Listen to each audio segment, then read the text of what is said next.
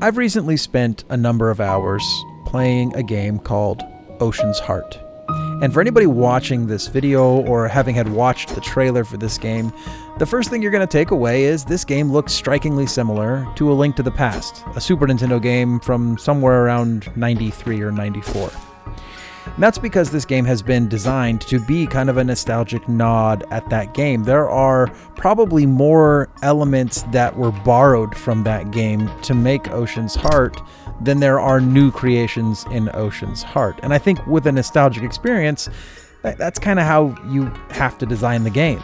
The problem is, though, that creating a good, new nostalgic experience based on an old game is a lot trickier today than what people give it credit for.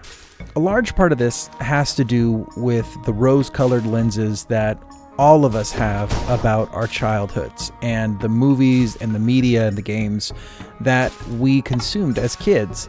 All of those experiences are contained within the era that they were created. So A Link to the Past, in this particular case, was created in the early 90s, and game design was a certain way at that time. To have a fairly open world adventure game where you got to run around and do all these things and see all these things, it was cutting edge. If you were to make that game today, though, it wouldn't hold a candle compared to many of the games that have come out today. And I'm talking about indie games. I'm not talking about AAA games. It's just like if you were to compare Super Mario Brothers on the NES to, say, Celeste, which are both 2D platformers that I realize have striking differences between them. Celeste is a much better game, but if you hold them up in their era, well, they look more equitable. And that is the rose-colored glasses that I'm talking about. People don't see the games from their childhood as having aged. They just remember the experiences from that time and then fast forward them into the present and say, well, this game isn't as good as that one. That might not be the case. As a matter of fact, I think in this particular case, though I have a number of criticisms for Ocean's Heart, there are a number of things that this game does extremely better than A Link to the Past. However, it doesn't shine through because the experience as a whole fails to meet that rose-colored glasses that my nostalgia has for A Link to the Past. Another very good example of this was Secret of Mana, which came out again in the 90s, but they recently remastered it. But when they remastered it, they put a whole new skin of paint on it, all new graphics, some voice acting, and then they sent it out and everybody played it and hated it. Well, why did they hate it? It's the exact same game that it was before, it just has a new coat of paint. They disliked the game not because the new game was worse than the old one.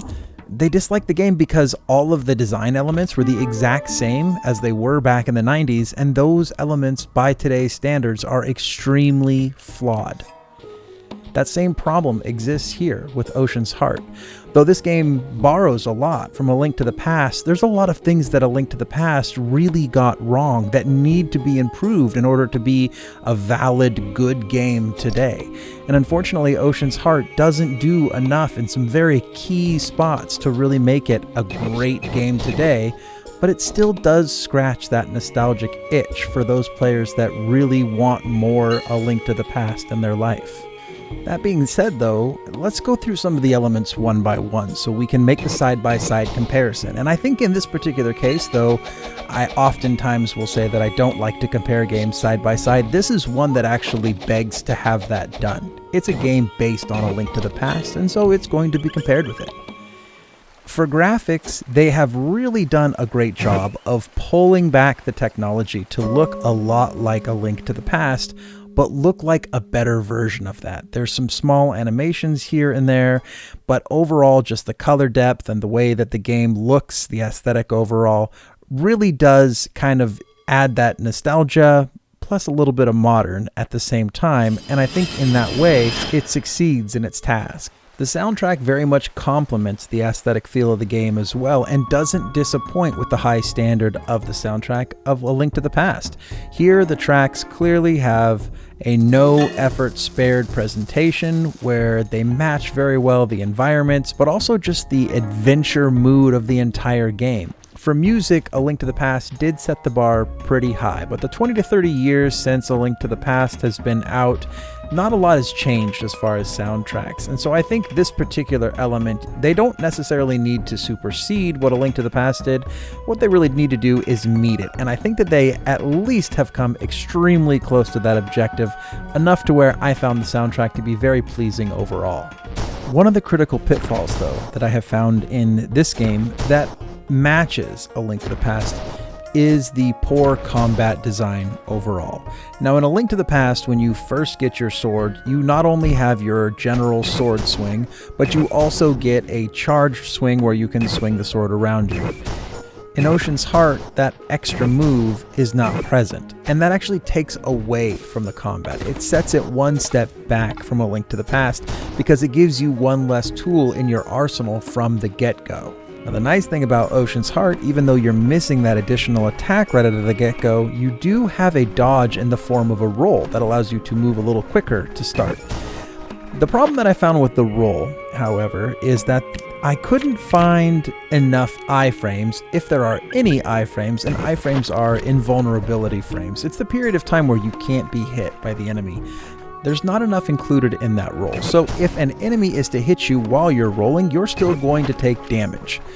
In addition, any game that has a dodge type ability built in needs to have an attack from the enemies that matches to that dodge. The enemy moves and you're able to counter move. In Ocean's Heart, the enemy moves seem to be fairly predictable and not veritable to any large extent, and definitely not to the point where you would need to use the dodge that they provide you.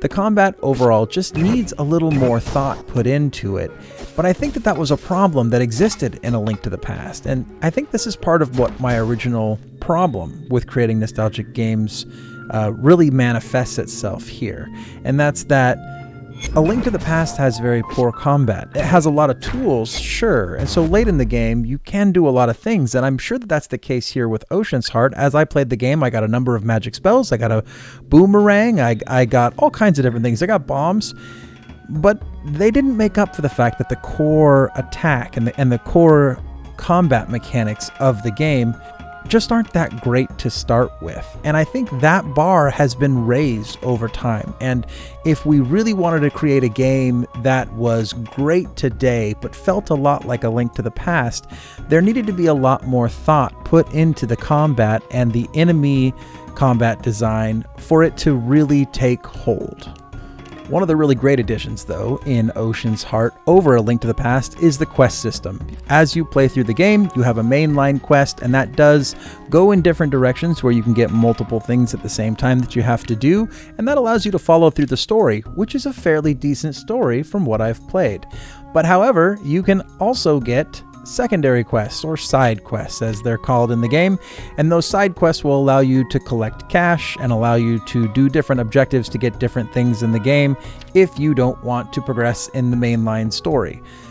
This way of organizing your tasks and what you're set out to do in the game was something that was sorely missing in A Link to the Past, which in that game I got lost several times where it would take me hours to figure out what exactly I was supposed to do. Ocean's Heart fixes that with a very much more modern mechanic of having that quest log available for you to reference so you know what task you're on at that given moment. Head and shoulders above A Link to the Past as well is the dialogue and world presence of this game. A Link to the Past didn't have a ton of towns and dialogue and characters for you to run into. Sure, there was the one main town and then there was the one castle, but for the most part you didn't get a ton of world development in A Link to the Past. Here in Ocean's Heart, you get that. The dialogue is all very well written, and the characters all seem to have their place in the world. It's all believable as a cohesive world. So what does this all mean, and how do I feel about the game in the aggregate? Well, I know it sounds like I've been fairly critical of this game. It is because I've been critical, but this game is trying to imitate and trying to recreate to some extent something that I hold near and dear to my childhood, and that's A Link to the Past. And the problem is that if you're going to do that in 2020 or 2021, it is now, If you're going to do that now, you're going to have to not only make a game that's as good as that nostalgic experience, but you're going to have to improve on every element of that game. Ocean's Heart is a very good game, and if you really liked A Link to the Past and you'd like to play something like A Link to the Past, this could be a good game for you. The problem is that you need to know that A Link to the Past by modern standards is not a super great game anymore. And by playing this in 2021, this is going to be subject to all of the preconceived notions that you have about video games that you've gained over the last 20 to 30 years. And for that reason, you're probably not going to like this game as much as you liked A Link to the Past. If that's okay with you, then Ocean's Heart has a charming story, a lively world, a lot of really cool mechanics, and some good improvements over the tried and true formula of A Link to the Past. It's just, in the end, not going to have the same staying power that its source material has. If you liked this video, well, then you should like this video. And if you haven't subscribed to my channel, then check out some of my other reviews and talks. And if you like those, well, then consider subscribing. Thanks for hanging out with me, and until next time, this has been Pixel.